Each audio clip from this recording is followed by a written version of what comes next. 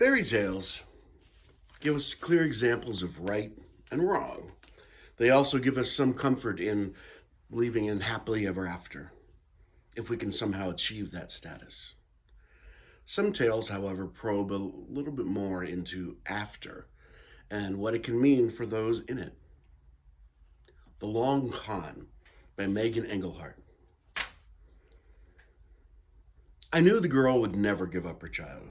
I knew that before I asked. That is the sort of deal you make only if you're young and naive and facing execution, and the idea of a child is so very far away that it is an easy thing to give up. But I asked her anyway, knowing she would say yes then and no later. How she wept when I came to collect. Oh, the tears that fell over that poor babe, how she begged and pleaded that I spare him, that I release him from her promise. So I thought the guessing game was a nice touch. It kept her busy for a few days and it gave her hope. All the while I was working, I baked and cleaned, made sure the Queen's messenger overheard me sing the naming song in the woods. She was so proud when she guessed that name. The triumph in her voice, the relief in her eyes. I put on a show for her. Oh, and she ate it up like it was porridge. How? I screamed. How did you guess that name? I stomped and I shouted. I believe there was spittle, and I am certain my face turned red. And then I left. I went to my clean cottage that smelled of fresh bread, and I waited.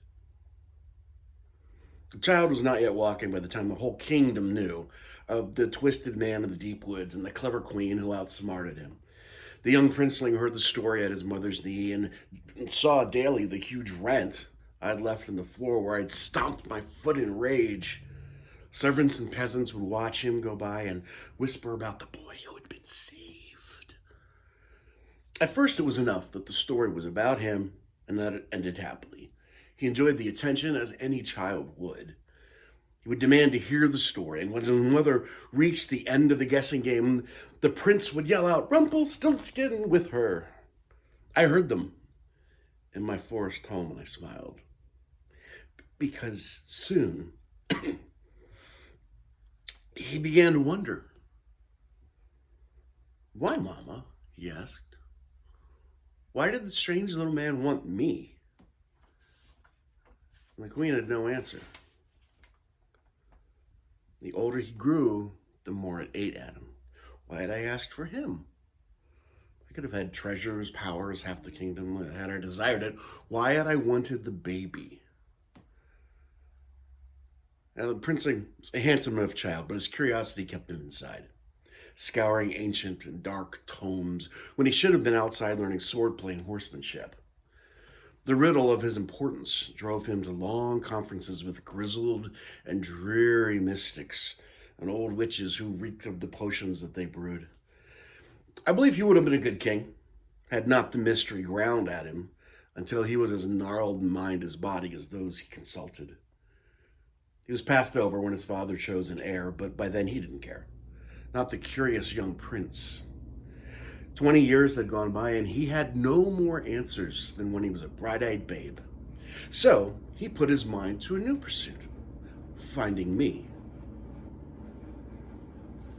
He rode away one gray morning and his mother wept. She knew she would never see him again. She finally realized the truth.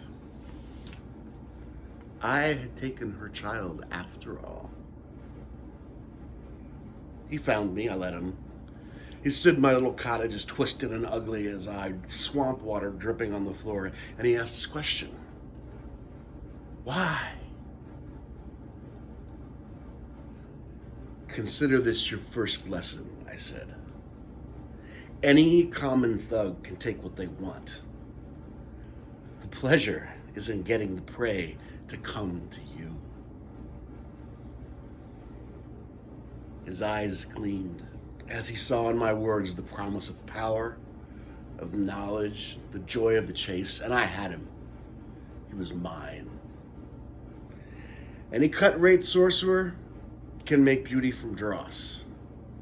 The real magic stood before me, a prince become a monster, gold spun down to straw.